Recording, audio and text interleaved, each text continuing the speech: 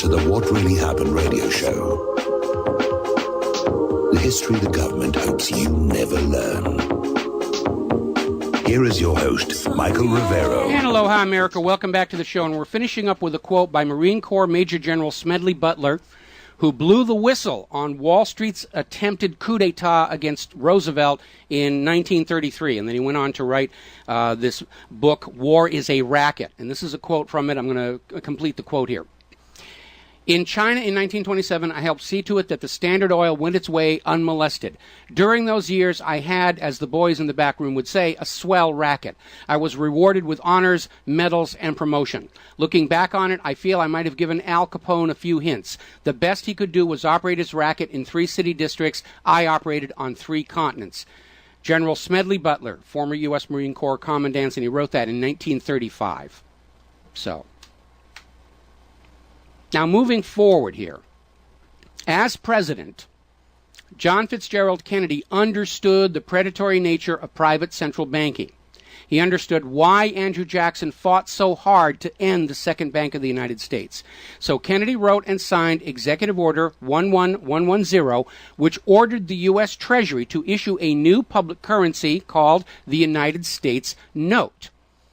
Now, Kennedy's United States notes were not borrowed from the Federal Reserve. They were created by the U.S. government and backed by the silver stockpiles held by the U.S. government. It represented a return to the system of economics the United States had been founded on. And it was perfectly legal for Kennedy to do so under the Constitution.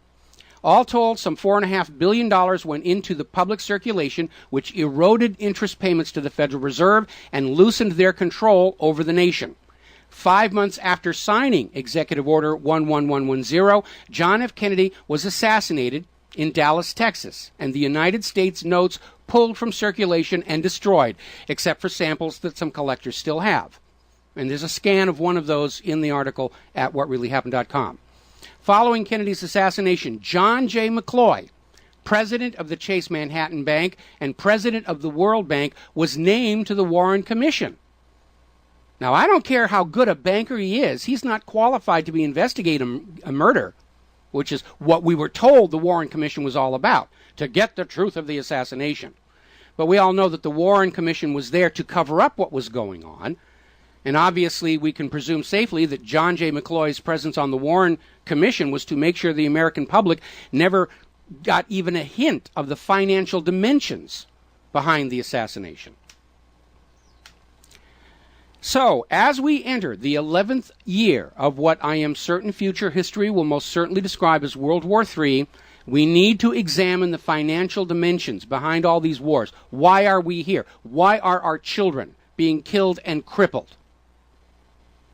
Is this another war for the profit of the private central bankers? And the answer is yes.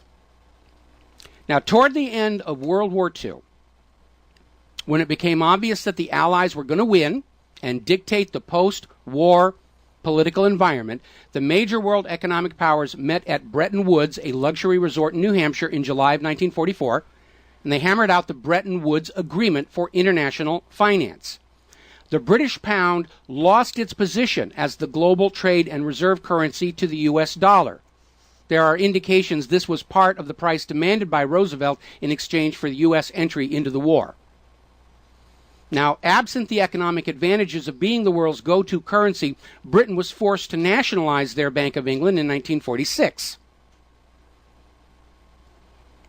The Bretton Woods Agreement, ratified in 1945, in addition to making the dollar the global reserve and trade currency, obligated the signatory nations to tie their currencies to the dollar. Got to take a break for commercials. We'll be back with more about these wars for the bankers after these words from our sponsors.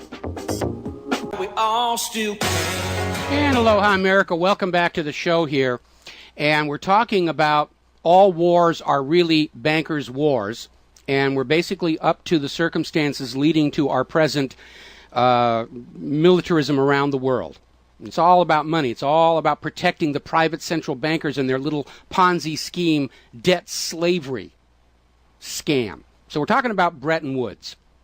Now, the Bretton Woods Agreement, ratified in 1945, in addition to making the dollar the U.S. dollar, the global reserve and trade currency, obligated the signatory nations to tie their currencies to the U.S. dollar. The nations that ratified Bretton Woods did so on two conditions. The first was that the Federal Reserve would refrain from overprinting the dollar, basically as a means to loot real products and produce from other nations in exchange for ink and paper. It basically was an imperial tax imposed by the U.S. economic system on the rest of the world.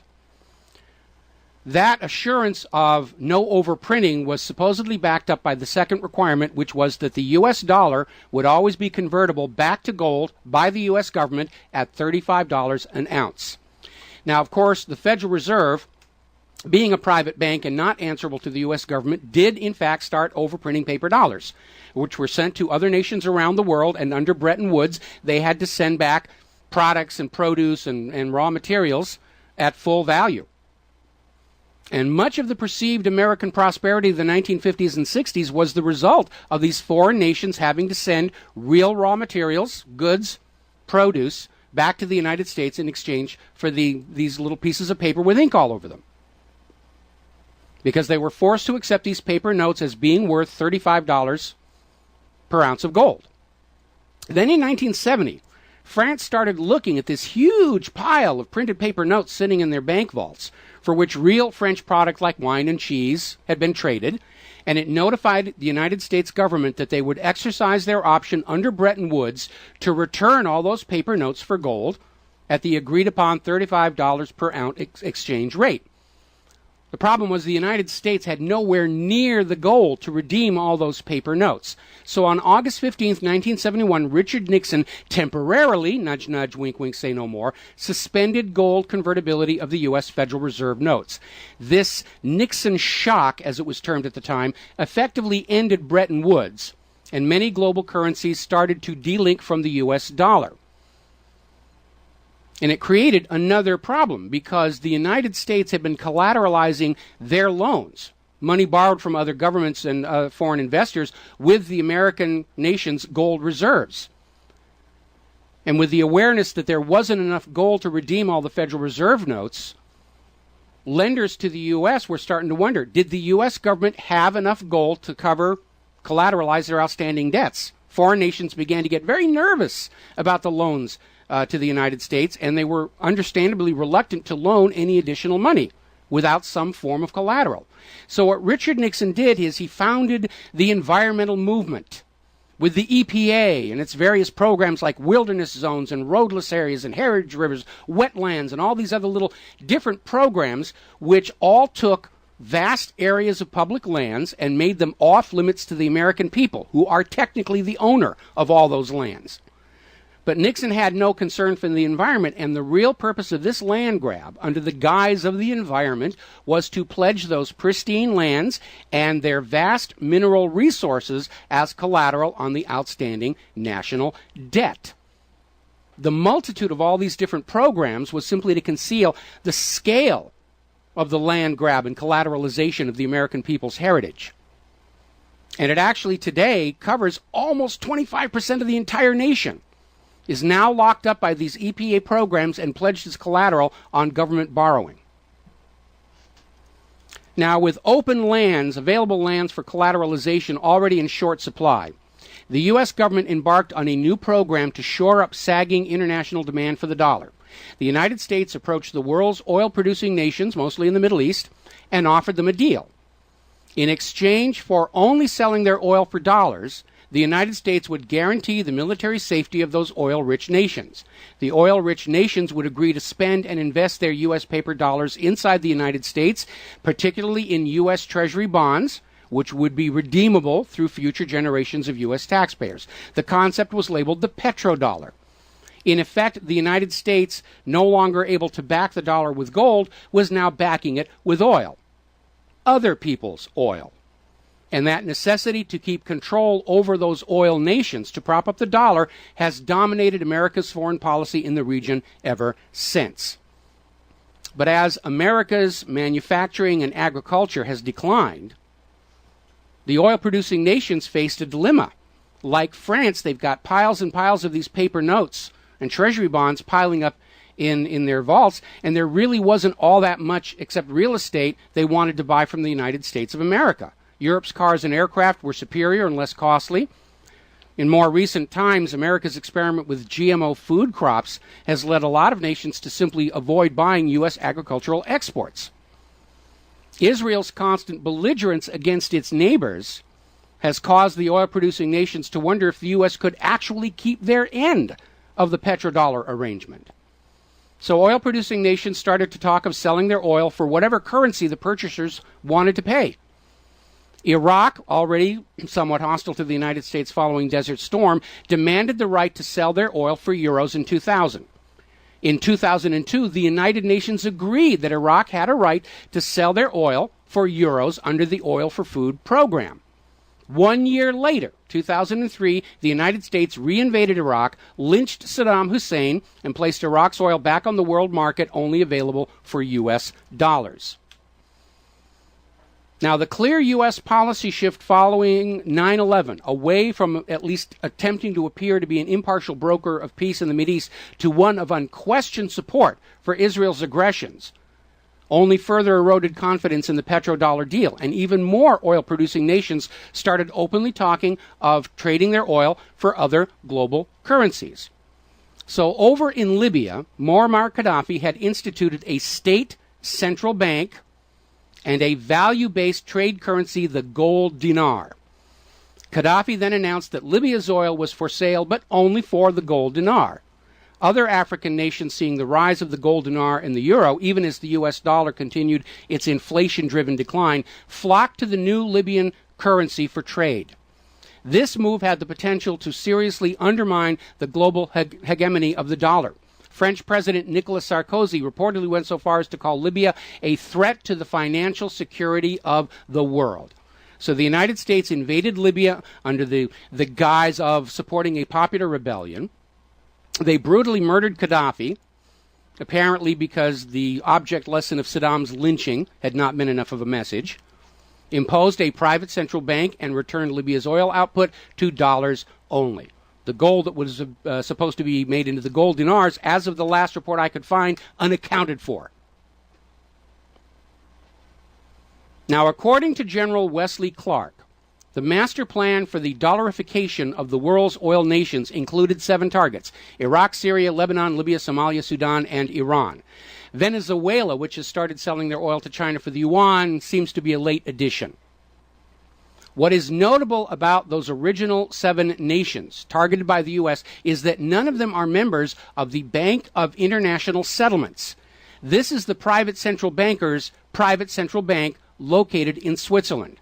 That meant that those 7 targeted nations were deciding for themselves how to run their nation's economies rather than submitting to the international private central bankers. Now, of course, the bankers' gun sights are on Iran, which dares to have a government central bank and sell their oil for whatever currency they choose. The war agenda for Iran is, as always, to force Iran's oil to be sold only for dollars and to force them to accept a privately owned central bank. Now, you have been raised by a public school system and a media that constantly assures you that the reasons for all these wars and assassinations are many and varied. We're bringing democracy to the conquered lands. We hear that a lot. When actually the U.S. hasn't. The usual result of a U.S. overthrow is the imposition of a pro-business, pro-Wall Street, pro-U.S. dictatorship. Good example, the 1953 CIA overthrow of Iran's democratically elected government of Mohammad Mossadegh and the imposition of the Shah. Or the 1973 CIA overthrow of Chile's elected government of President Salvador Allende and the imposition of the dictator Augusto Pinochet. Another one of the excuses we'll get is we have to save the people from a cruel oppressor. That's the one they're using in Syria right now. Revenge for 9/11. That was a big one going into Iraq. And then later on, President Bush was caught on video saying, no, Iraq had nothing to do with 9/11. And behind all of them, that tired, worn-out, catch-all excuse for invasion, weapons of mass destruction. Assassinations are always passed off as crazed lone nuts to obscure the real agenda. And the real agenda of the bankers is very simple. It is enslavement of the people by creation of a false sense of obligation. Now, that obligation is false because the private central banking system, by design, creates more debt than money with which to pay the debt. There is no way out the way it's set up. It's impossible to escape as long as you're playing by their rules. And you need to understand, private central banking is not science. It is a religion. It's a set of arbitrary rules created to benefit the priesthood, meaning the bankers, and it is supported only because people believe this is the way it's supposed to be. Got to take another break for commercials. We'll be right back. And aloha, America. Welcome back to the show here, and we're talking about all wars are wars for the bankers.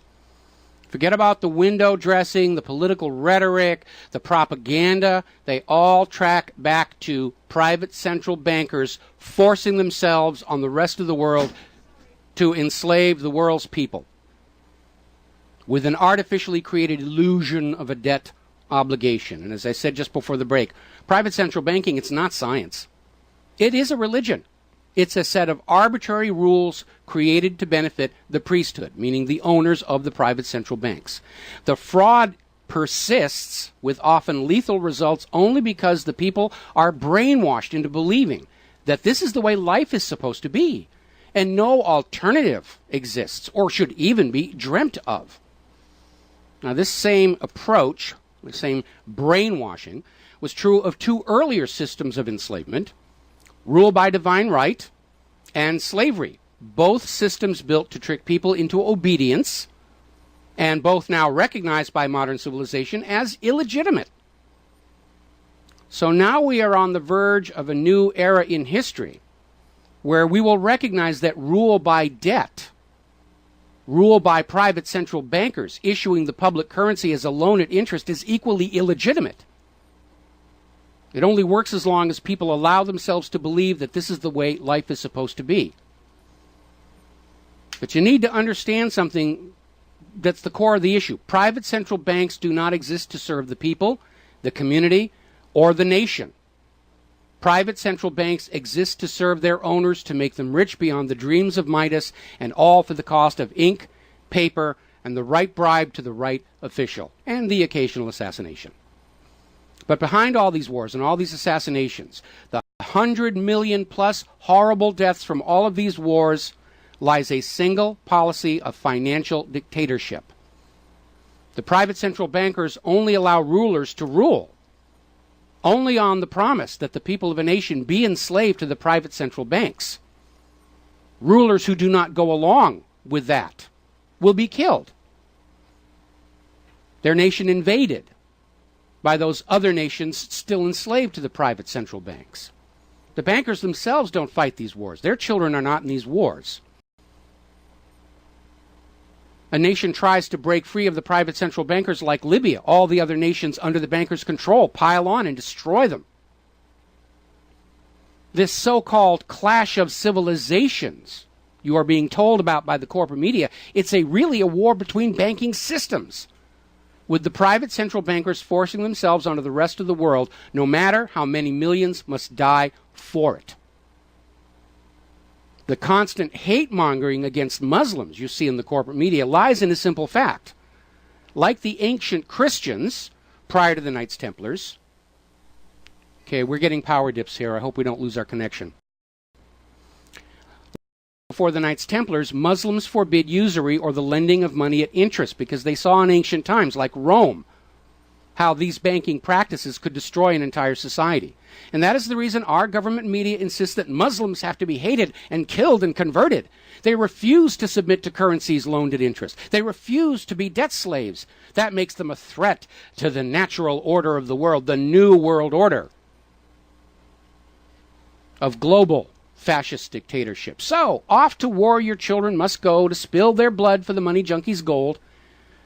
We barely survived the last two world wars. Now we're going into the third one in the nuclear bioweapon age. That is very dangerous. We have to ask ourselves, are the private central bankers willing to risk incinerating the whole planet to feed their greed? Apparently so.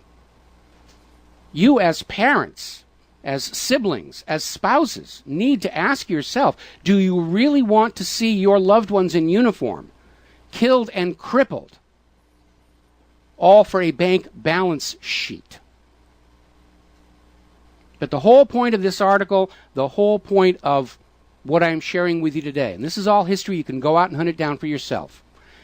Behind all the flag waving, behind all the propaganda, behind the crazed lone nut assassins, weapons of mass destruction, all of the modern wars this nation have fought are wars by and for the private bankers, fought and bled for by third parties unaware of the true reason they're expected to gracefully accept being killed and crippled for.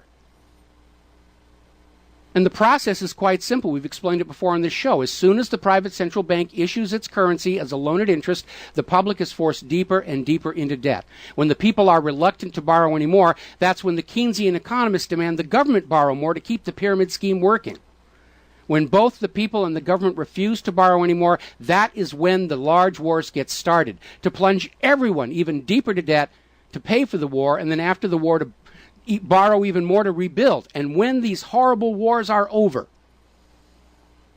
the ordinary people have basically what they had before the war, except their graveyards are a lot larger, and everyone is in debt to the private bankers for the next century.